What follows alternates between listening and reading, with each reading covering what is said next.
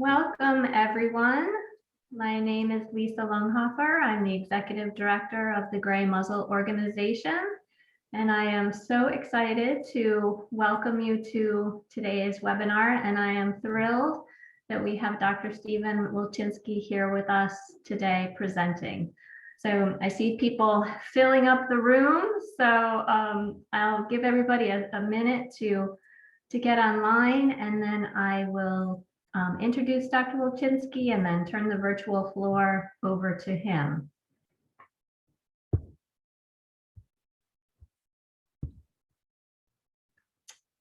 All right, looks like the stream of people coming into the room has stopped. So with that, let me just, before I introduce Dr. Wolchinsky, let you know that we do encourage you to ask questions.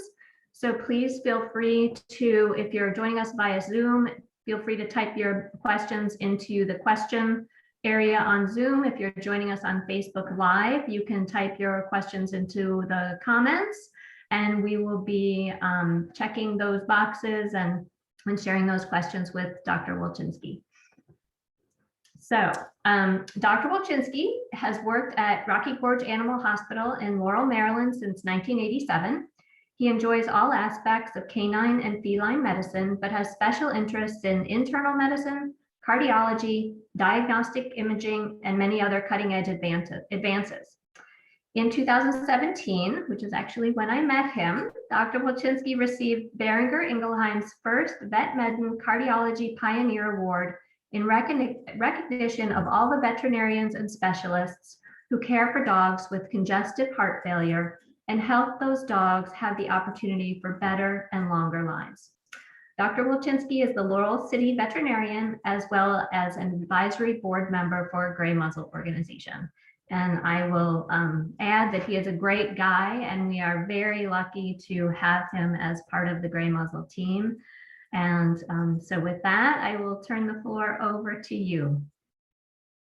Thank you, Lisa. I appreciate it. And I appreciate Gray Muzzle. You know, it was a great day when I met you, and you know, Gray Muzzle is probably the favorite organization that I work with in my life because of all the good that Gray Muzzle does.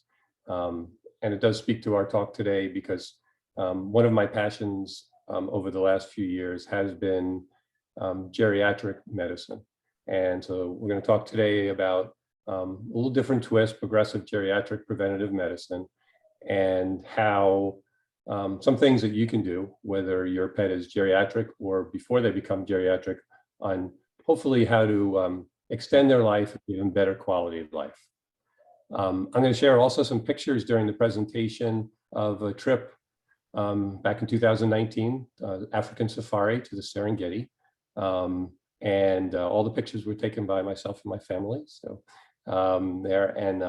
since nobody's been able to travel, I thought it'd be kind of nice to see some great pictures of some great areas. You know, it's if you take a look at this picture in front of you there, I mean, there is no place more beautiful than the Serengeti and sunrise in the Serengeti. It's pretty cool.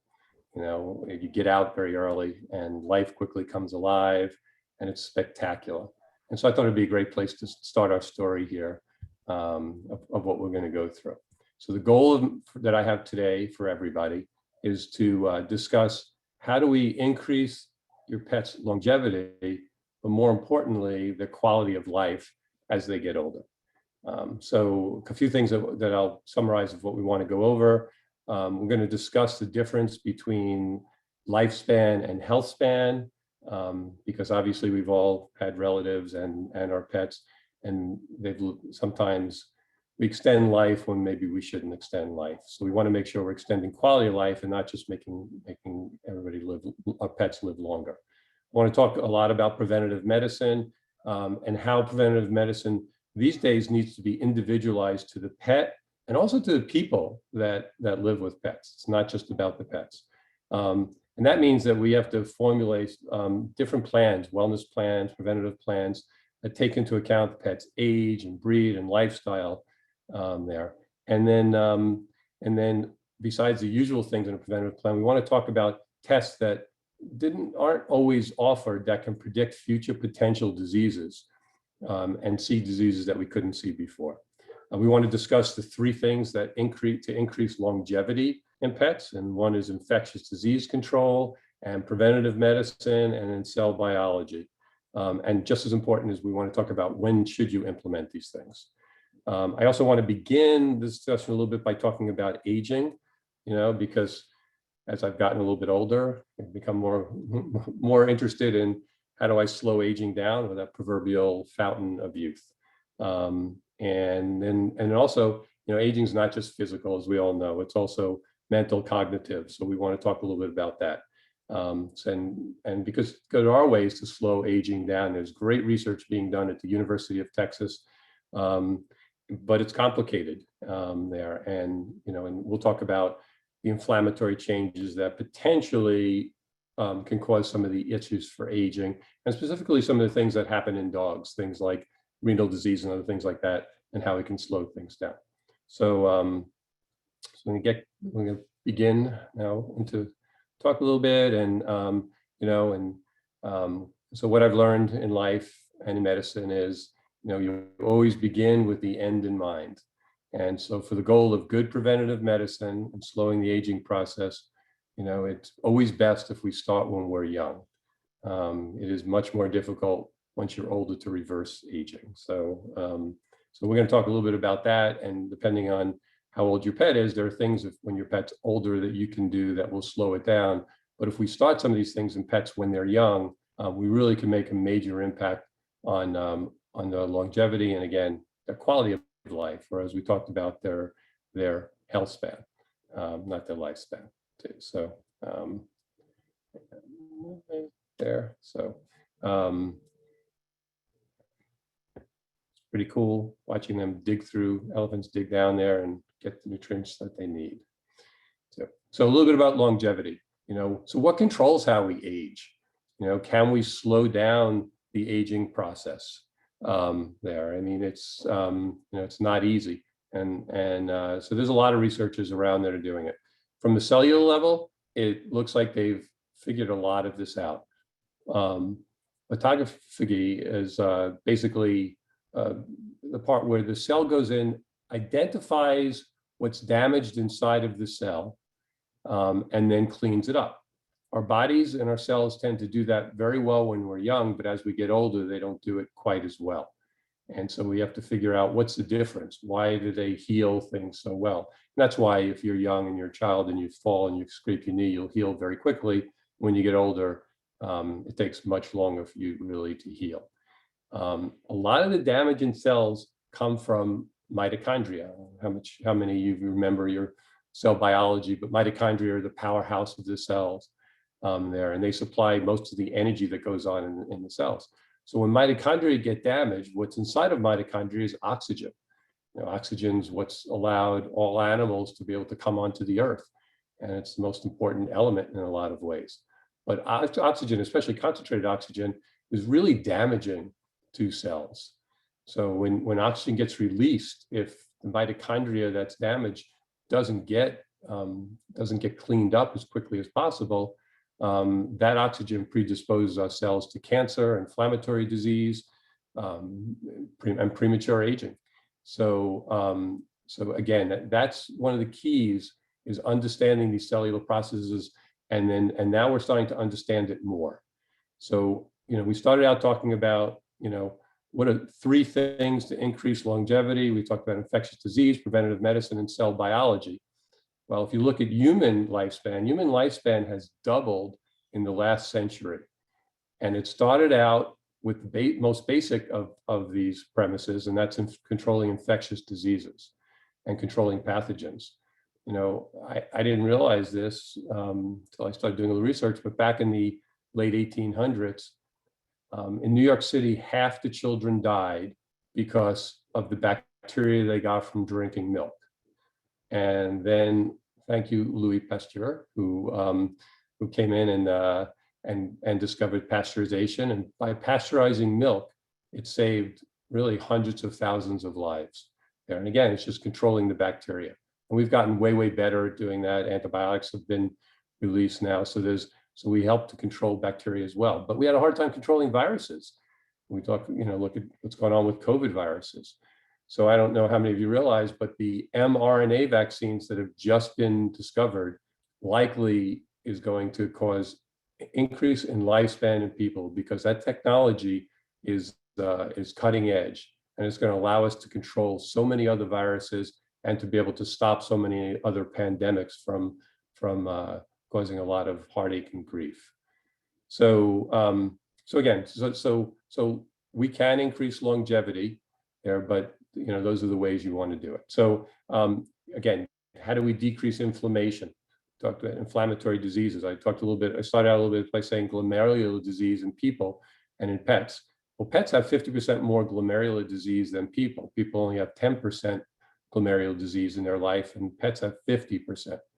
So when you take a look at this, it causes inflammation. Inflammation is one of the major reasons that we have problems with cells and cancer and aging and everything. So if we can control the inflammation, then we'll have less disease.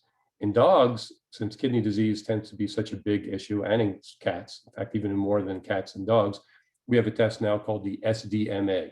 SDMA is becoming routine to be run in every chemistry panel, and it can diagnose early kidney or renal disease years earlier than we used to be able to diagnose it. So, so that's one of the tests I'm going to be talking about during this talk today as well. The other thing that's more recently been brought to light, and it's in the media, is spaying and neutering. And when do you spay and neuter? Early spay and neuter has been something that's always been advocated, especially dogs and cats that have been adopted, because shelters want them spayed and neutered to control the pet population. We've now discovered some of the negatives of early spay and neutering. So so we'll talk about that as well as time goes, as the presentation goes on as well there. So it's a cool monkey. This monkey actually got into our vehicle during our adventures in Serengeti, and did not make my wife very happy there. So we said we were going to talk a little bit about health span versus lifespan.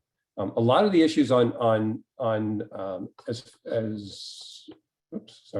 lot of our issues as far as how long you live and the quality of life has come from the Morris Animal Foundation, which is a great organization. They're in the process of doing a study now with 3,000 golden retrievers. In fact, they're funding doing a lot of other research as well.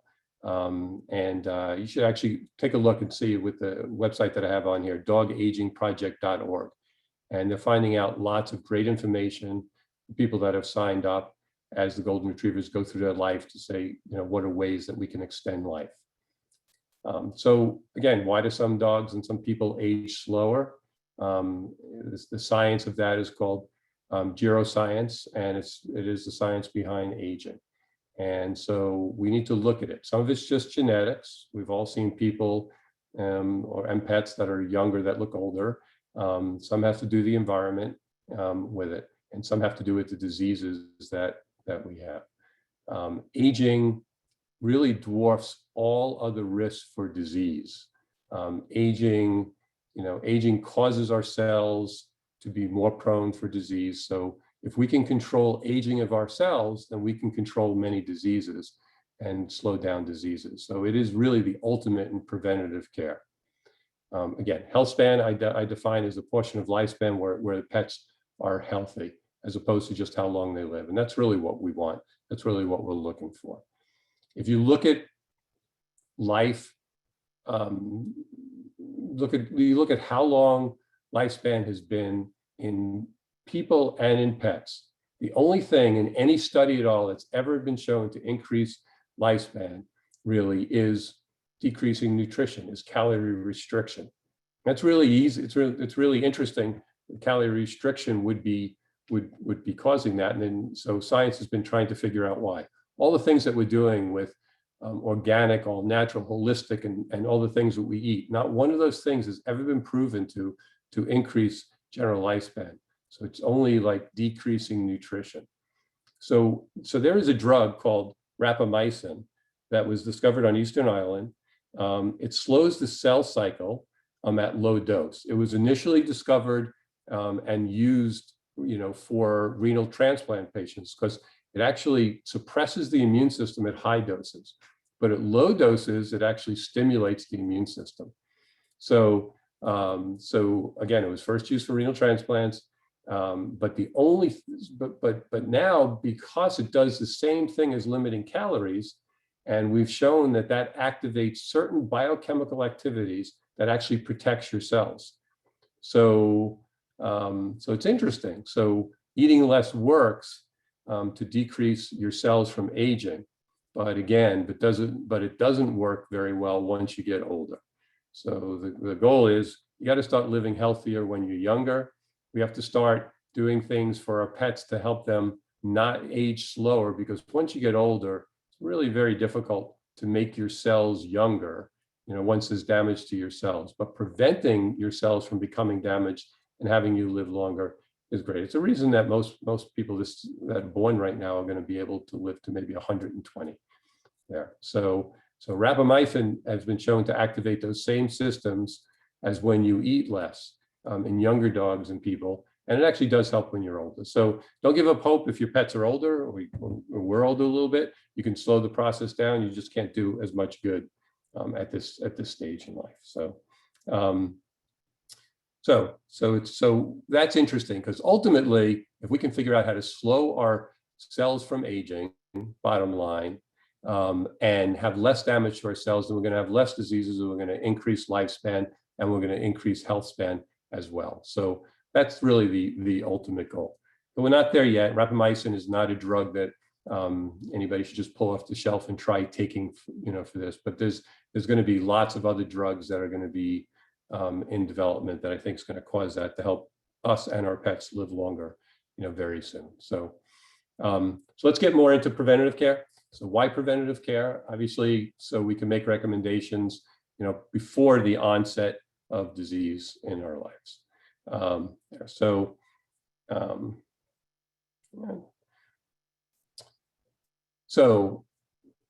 the healthy senior pet. We want to get our pets, our senior pets healthier. So what do we do?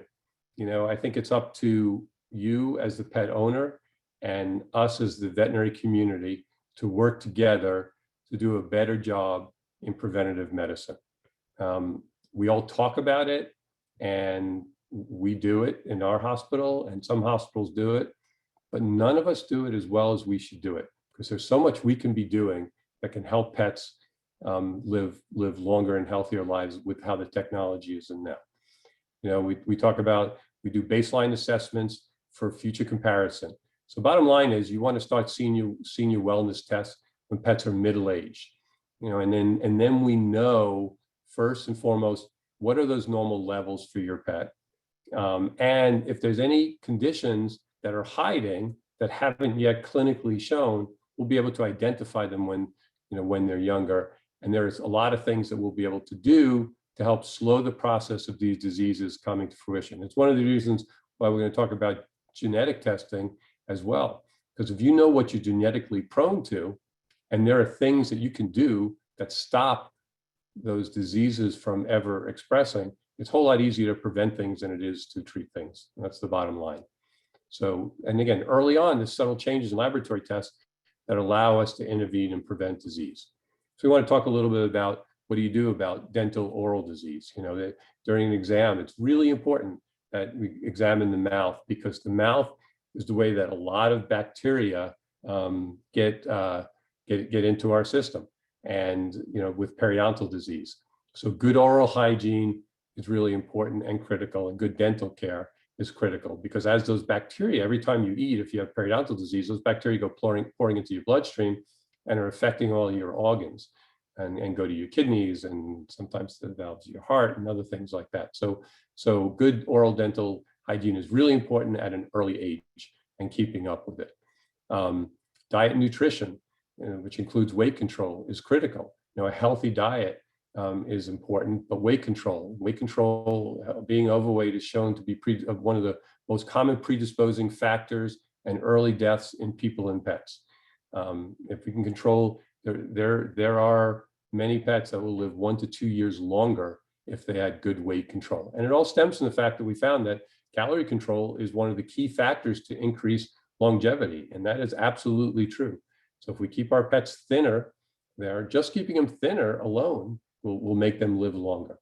Parasite control, stopping, we check every year for internal parasites things. And it's, again, those parasites cause inflammation. That inflammation is damaging the cells in the body, and that damage of those cells in the body is what causes the aging of those cells.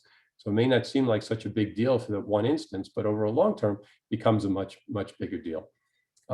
Mobility, if dogs that are prone to having mobility issues, we'll talk about this on the genetic side a little bit, but giving them something to help so the mobility doesn't get affected, using glucosamine, chondroitin, and products like that is important. Vaccination, preventing disease, that's one of the most important things we can do. There are issues with over-vaccination in the veterinary world, and we need to acknowledge that and stop over-vaccinating. But there's a lot of under-vaccinating that goes on in the veterinary world as well, especially in senior pets. It's really interesting to me that when pets get older, the first thing that clients come in and say to me, and even some veterinarians feel this way, well, they're older now, they don't need their vaccines anymore. They certainly don't need vaccines that they never needed, but they need vaccines more when you get older. The most important time to vaccinate is when your immune system is not as competent or as strong as it was before. So you want to vaccinate when pets are younger and when pets are older. I mean, who are the first people to get vaccinated? Who were the first people to get vaccinated during the pandemic? It was the elderly and older people. When the flu, who's the first people to get vaccinated with flu? So your older pets, it's way more important to vaccinate the older pets than it is younger pets for diseases that they are predisposed to getting as well. So, and we're going to talk a little bit about cognition in non-neutered pets and some of the problems with diseases in non-neutered pets, and then maybe some of the benefits of pets not being neutered as well. It's a cool picture. You get the feeling looking at her that she knows something that we don't. At least I do. All right, so preventative healthcare recommendations there. So the most important thing is that it's an individualized approach. Most veterinary hospitals, they have cookie cutter approaches that they take.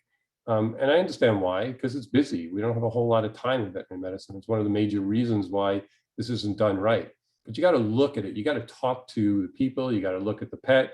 You got to look at the situation they're in, understand the stage of life that they're in, look at their age, their size, their breed, and then formulate a plan that works for that senior pet and for the people that live with that senior pet. So that's the starting point and the most important thing there. And then get in there and get a proper and good exam there. And that exam includes, good history and talking to people as well, which is why I'm so happy that most hospitals now are beginning to open up so you guys can come back in the hospital with your pets.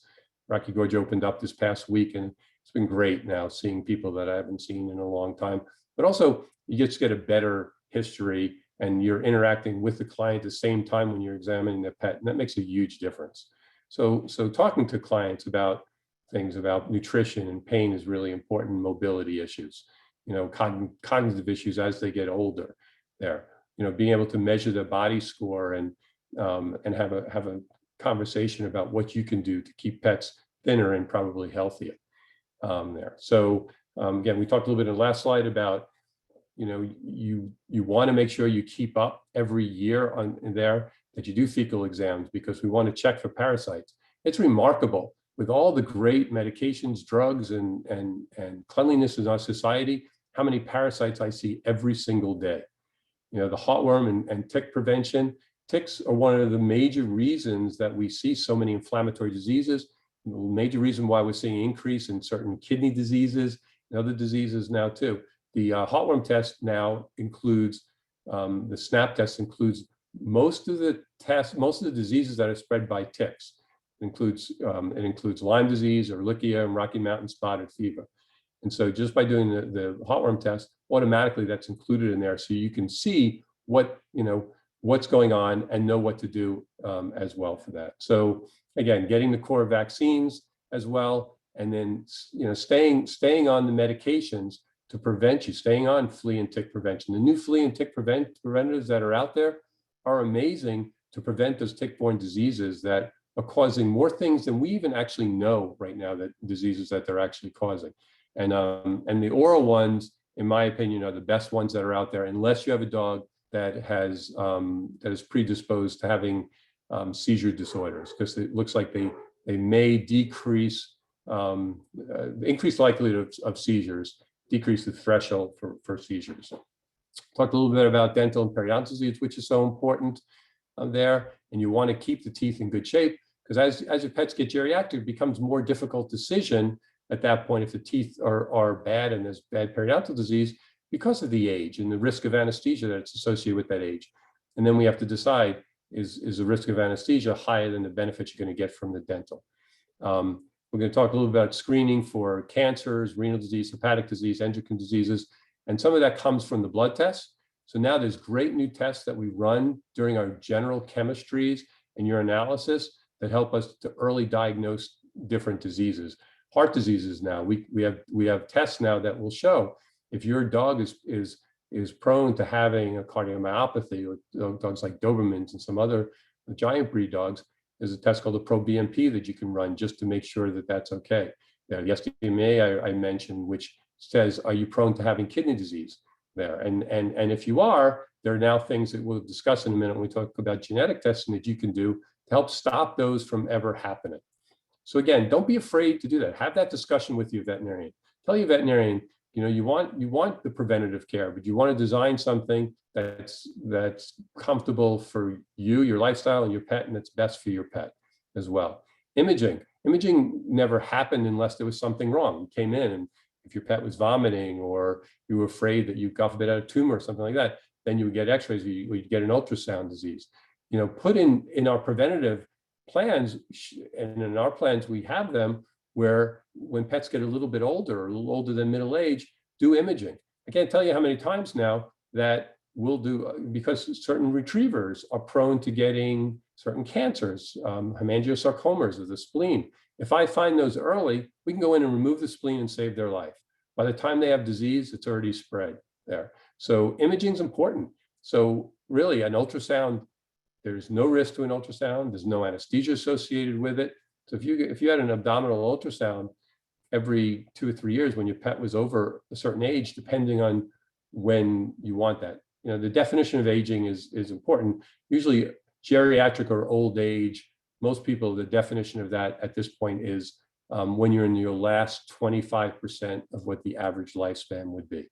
And that's when I would start doing some of these testing, or probably a little bit before that, be able to do that, because you can pick things up. You can pick up the possibility of pancreatitis by doing that. You can pick up the cardiac disease, and then there are things that you can do to change it. Blood pressure is another thing that we didn't do in veterinary medicine up until now, and we thought that it wasn't important in veterinary medicine. It is. Increased blood pressure predisposes you to all sorts of diseases, problems that'll happen with your eyes, problems that happen with your kidneys. Genetic disease, we're going to talk about in just a minute. Genetic diseases, genetic testing is going to really help us with all of that too. I love this picture too. This makes me just want to rub his belly. Probably not a good idea, but definitely want to rub his belly. It's pretty cool. So a couple of peripheral issues before we get deeper into some of these things. One is, what do you do when your pet starts getting older? We never think about that, but what's going to happen to your pet if, God forbid, something happens to you there? So we need to think about this. Make sure you have somebody to take care of your pet. Make sure there's some financial plan in place for your pet when that happens. So you can do it in your estate planning there, but let's not forget about your pets. We see so many pets that come into our hospital because something has happened to their owners and somebody doesn't want to take them. So as a peripheral side note, I would say it's something you really should think about, just like your own estate planning and your own planning for your life. Depending on how old you are, it's important to do that for your pets as well too.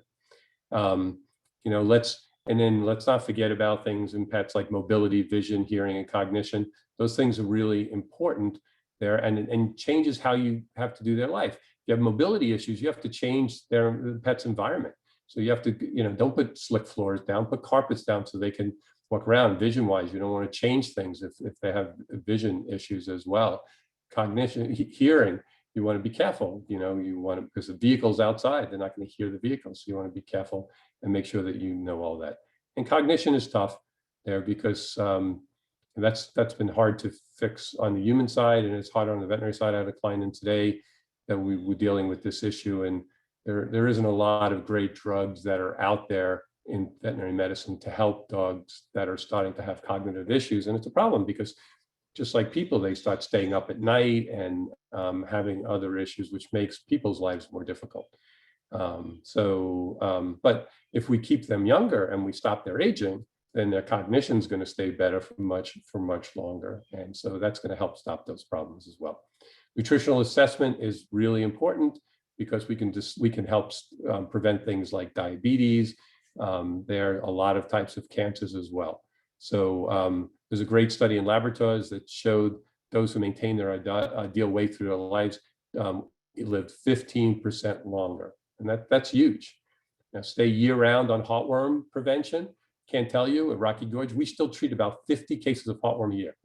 Treating heartworm is no fun. I mean, it's an arsenic derivative. It's months sitting in a cage for these pets there, and it's a real disease that we see, every week at our hospital. Do that. Again, intestinal parasites, flea prevention is really important because of the inflammatory changes, and we don't want our pets to get there. And tick, especially ticks, and tick infestations are becoming more prevalent in this area because of climate change and there. And a lot of the ticks, the Lone Star ticks, by definition, should not be in this area, right? Should be in Texas and down south there. But now the Lone Star tick is all over the place here.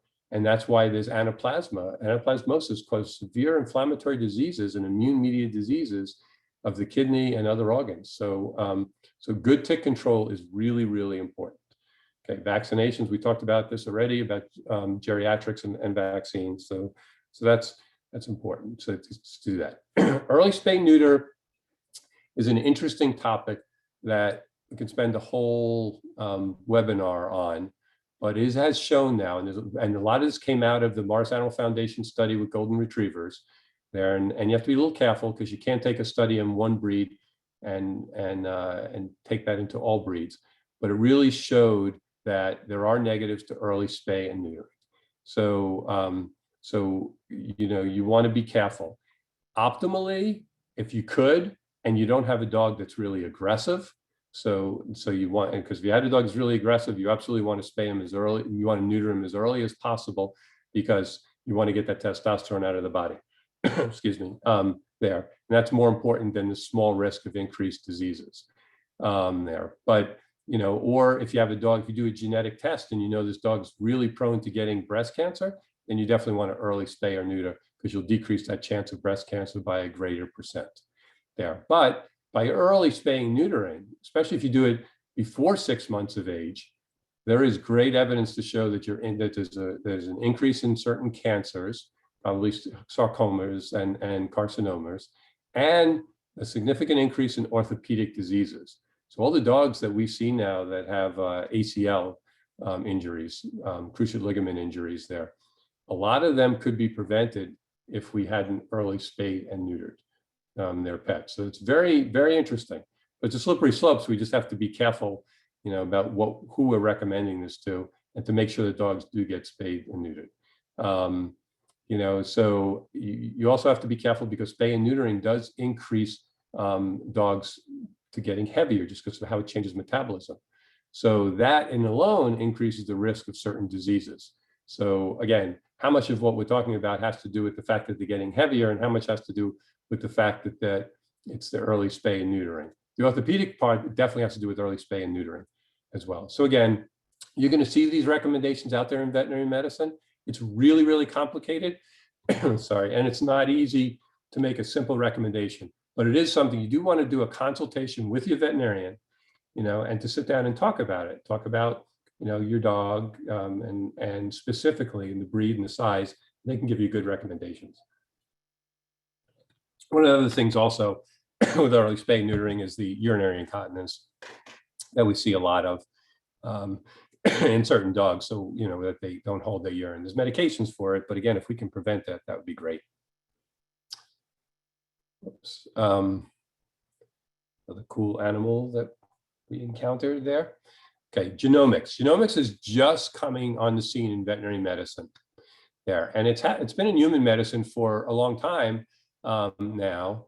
But there's been ethical issues in the human side, because do you want to test for a disease and tell somebody that they may have a 20% increased chance of getting this disease when there's nothing you can do about it, and all you're going to do is make them worry? So there are some quandaries when it comes to genomics there. So the first genomics tests now that are out, not on the side beyond just telling you what breed they think your dog is when it comes to diseases, was done by a great company called Identity Canine Genomics.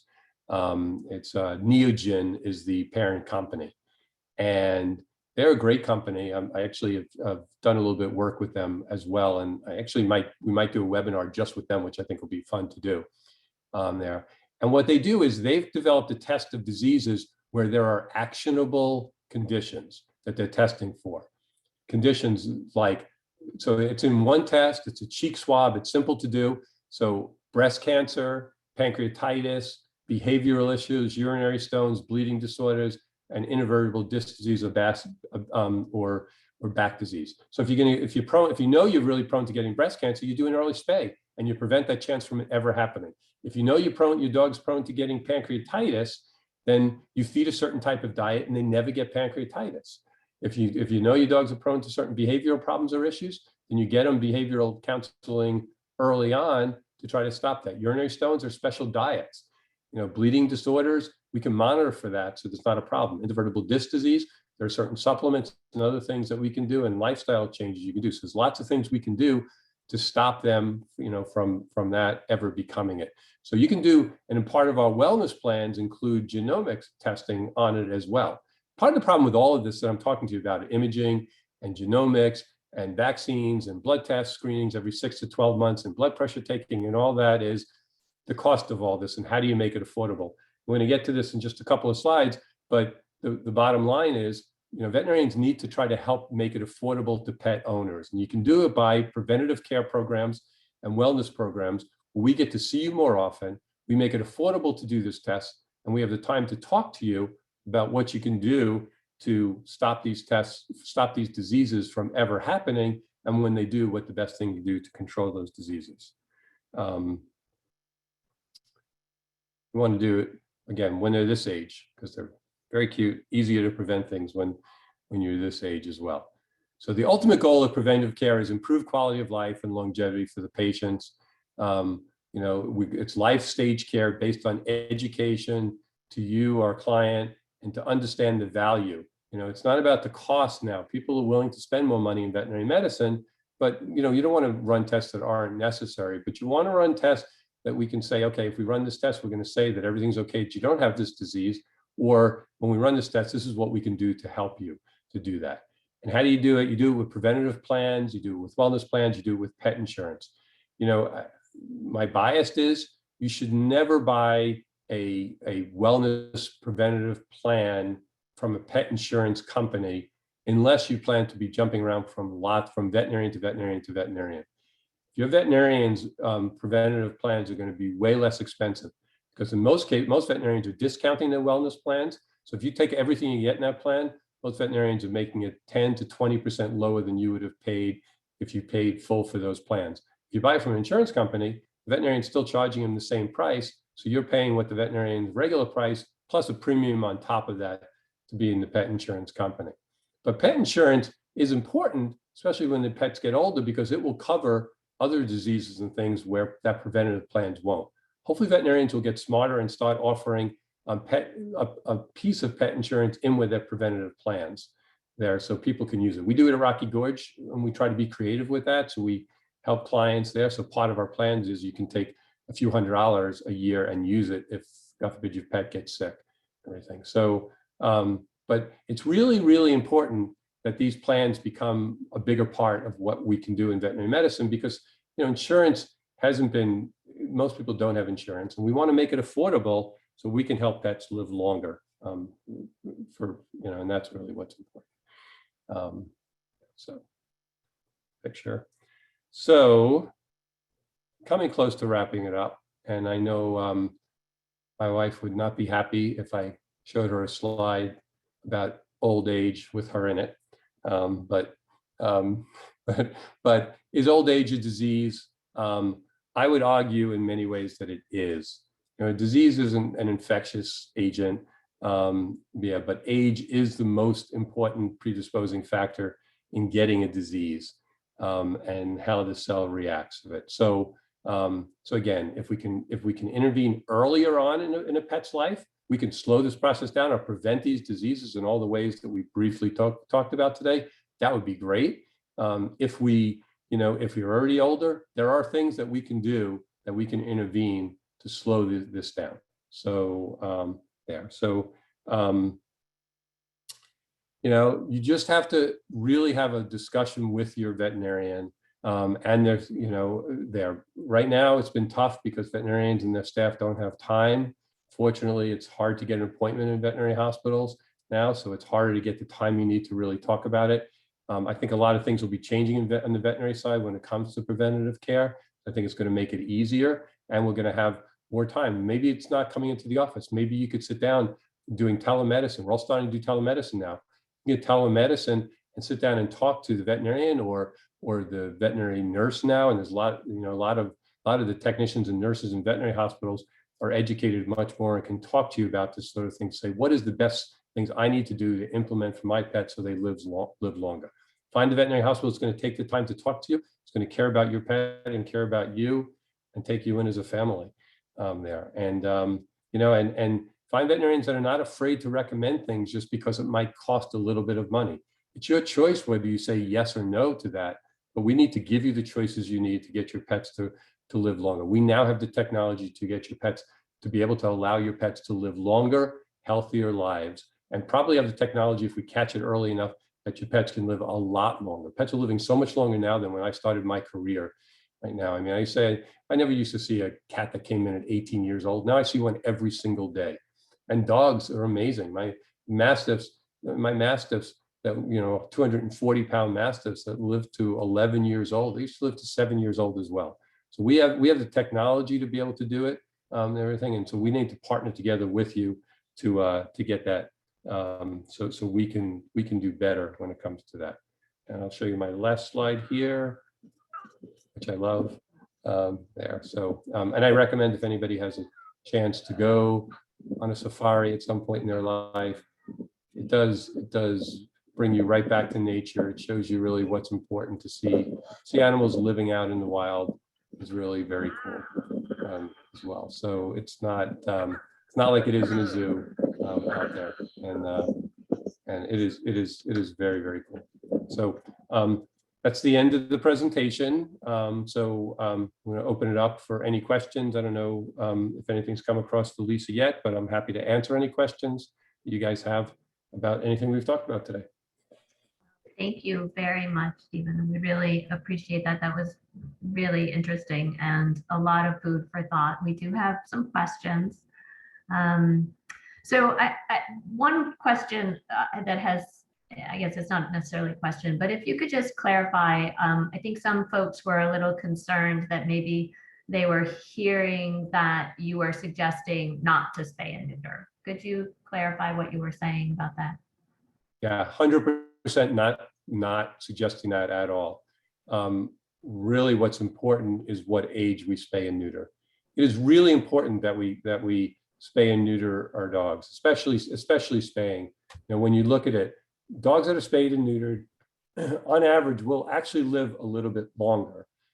But if we spay and neuter to them when they're at a year of age or older, so they're about a year of age, then we're going to prevent some of the diseases that may be occurring because we spayed or neutered them when they were younger.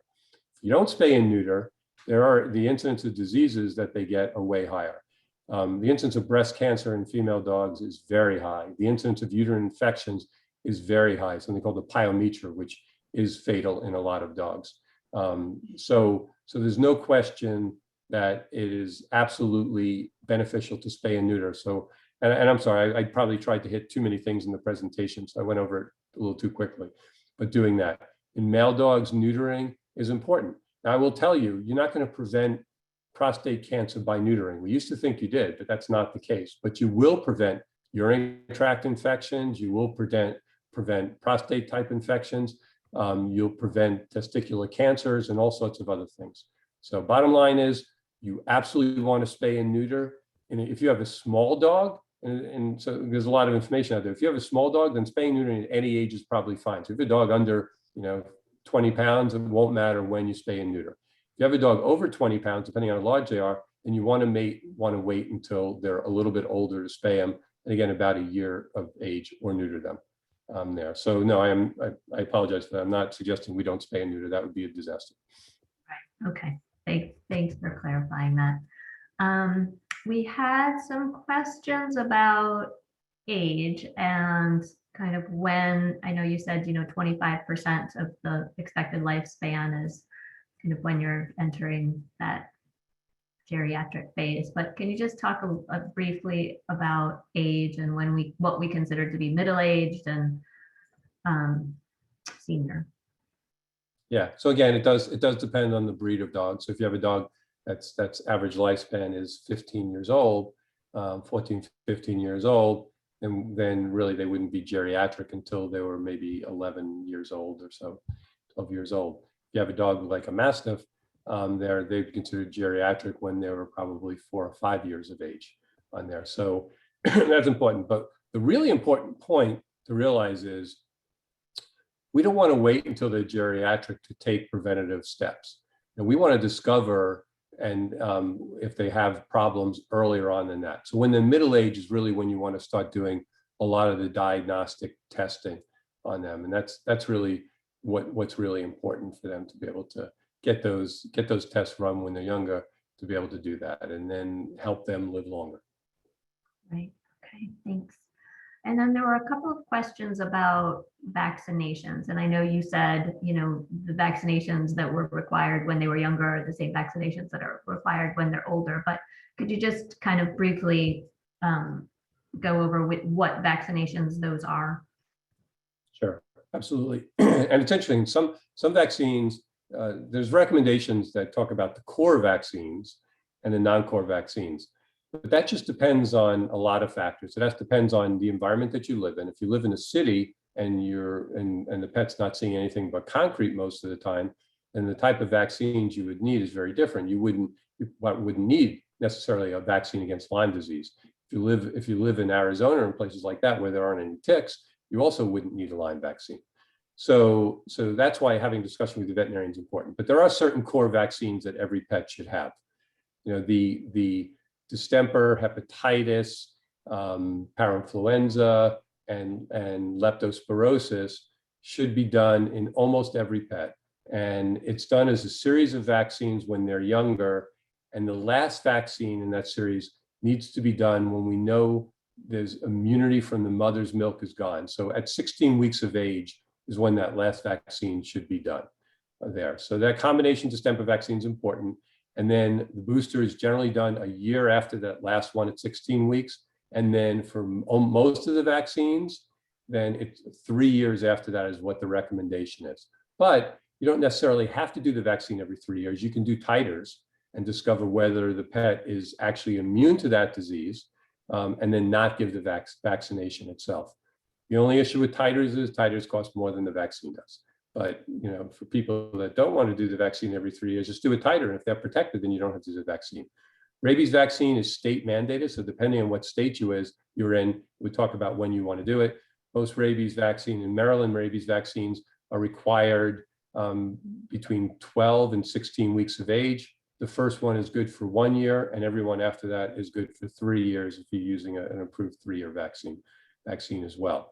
Other vaccinations, Bordetella, which is the kennel cough vaccine, is done generally on a yearly basis. There are some people that do it every 6 months, but it probably isn't necessary once you get the initial vaccines.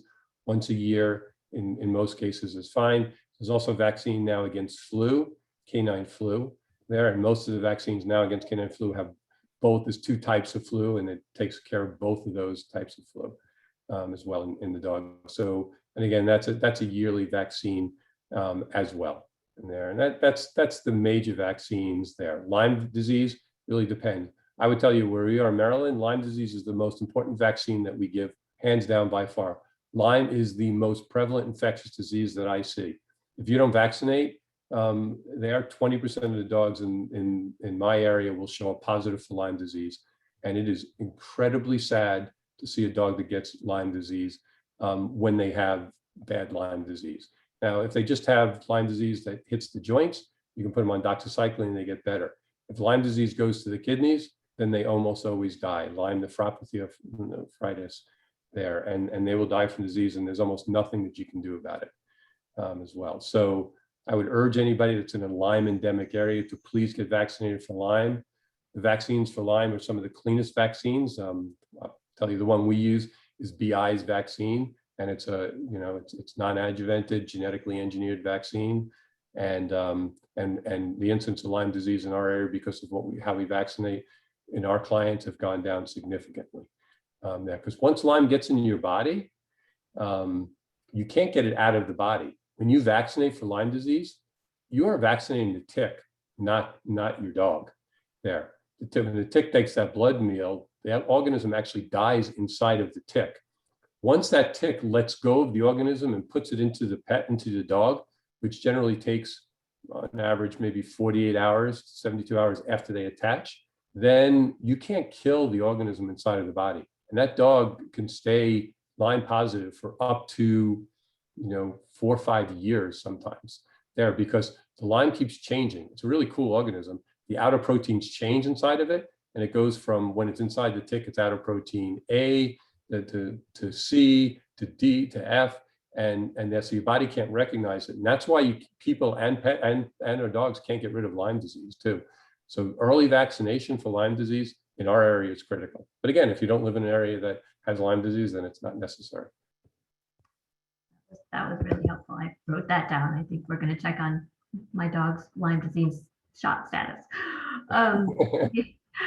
We had a couple of questions about oral health and dental care, and sadly, one of our attendees lost her dog last year, I think, upon having anesthesia induced. And so can you talk about, I know people are concerned about that, and weighing the risk of the anesthesia versus the benefit of the dental procedure? It's probably the most difficult thing that we do, because if you do enough surgical procedures, and you do thousands of surgical procedures, and then you're going to get a rare patient that's going to react to an anesthesia. So it is important with any surgical procedure where you need anesthesia to weigh the risk benefits. So if you have a dog that has minor dental disease that isn't that bad, and so in my opinion, that might not weigh the risk. But that's not what happens most of the time.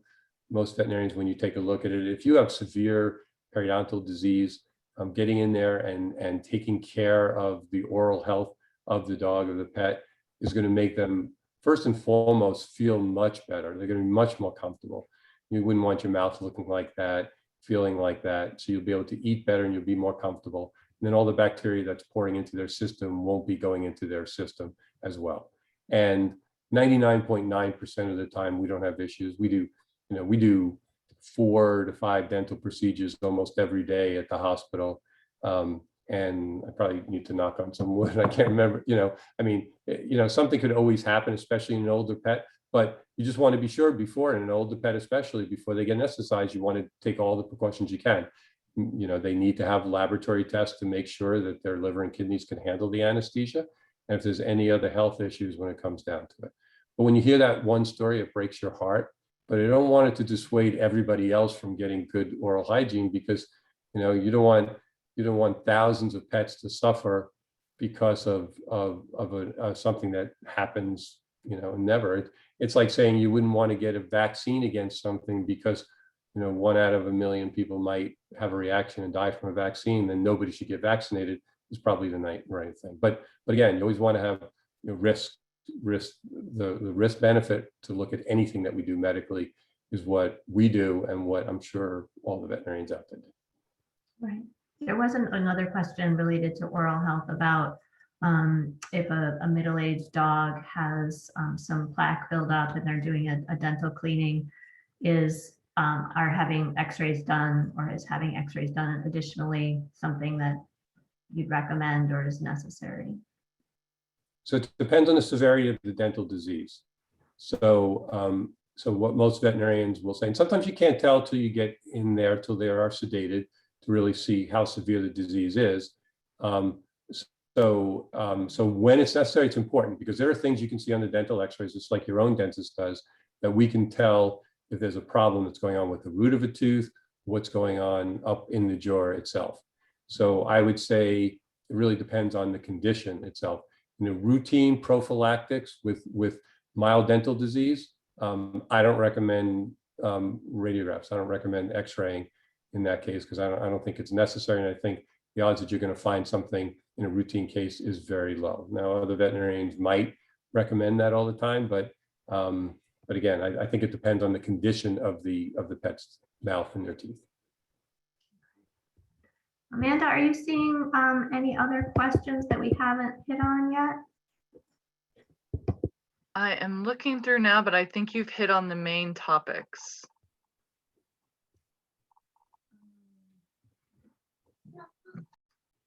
Anything else?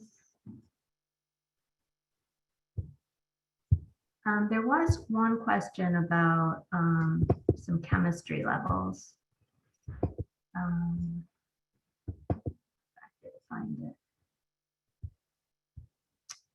Any other final thoughts or words of wisdom from you, Dr. Wolchinsky? Well, you know, I just want to say one of the major reasons that our pets are living longer is because of how much better that pet owners are taking care of their pets these days there. And I know this has been hard times during COVID with getting veterinary care, and it's been frustrating, you know, to everybody. It's frustrating to the pet owners. It's frustrating to the animal hospitals because we want to be there for you all the time to help you out. And yet it's very difficult because it's been hard to find people to work in veterinary hospitals. So we have enough staffing, and then having this, the demand has been so high because the number of adoptions and purchases of new pets that have happened during COVID has been enormous. And so keeping up with that demand, especially with having less people that, you know, that are at work all the time, has been difficult. But don't lose faith. Things are going back to normal now, and they will get back to normal there. And veterinary medicine is also changing. Preventative care is becoming much more the standard. And what you're going to see that's going to be presented to you in preventative care and on telemedicine there, where you'll be able to sit down and talk about it and have discussions about your pet's care and how to keep them healthier is great, and it's really changing. So don't be afraid to reach out to your veterinary hospital, talk to your veterinarian. And honestly, if they won't talk to you, find another veterinarian, you know. And I hate to say that as a veterinarian, but as a profession, we have an obligation to the pet owners and everything, and to help them and their pets. And it's about the pets mostly, but it's also about you as the pet owner itself. They need to listen to you about, you know, about what's best for you and your pets to make their lives better and to make them live longer. But I'll tell you that on the technology side, what's here now and what's coming in the near future, whether it's genomics or new biochemical testing or new imaging techniques, it's going to really help your pets live longer, healthier lives. Great. Well, I really appreciate that. I did find one or two more questions, and I know we're just about out of time, but if you could just, I think this is important. There was a question about the issue of the possibility of seizures related to use of flea and tick preventatives. Can you talk for just a couple seconds about that? Sure. All the oral flea and tick medications, Simparica, Brevecto, and NexGard, all three of them are in the same class of drug. And during the studies, it showed that class of drug possibly would decrease seizure threshold. In the average pet dog, it doesn't, and and they're amazing products. It's really the only flea and tick control that's out there that does any resistance and works really well there.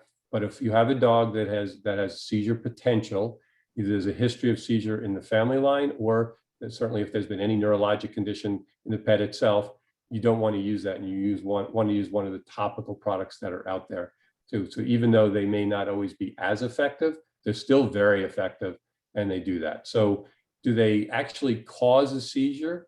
They probably don't cause seizures, the oral flea and tick medications, but if you have a dog that's a pre-epileptic or epileptic already, it's probably going to lower the threshold and make it more likely for them to have a seizure. So in those cases, it would be contraindicated to give an oral flea and tick medication. Okay.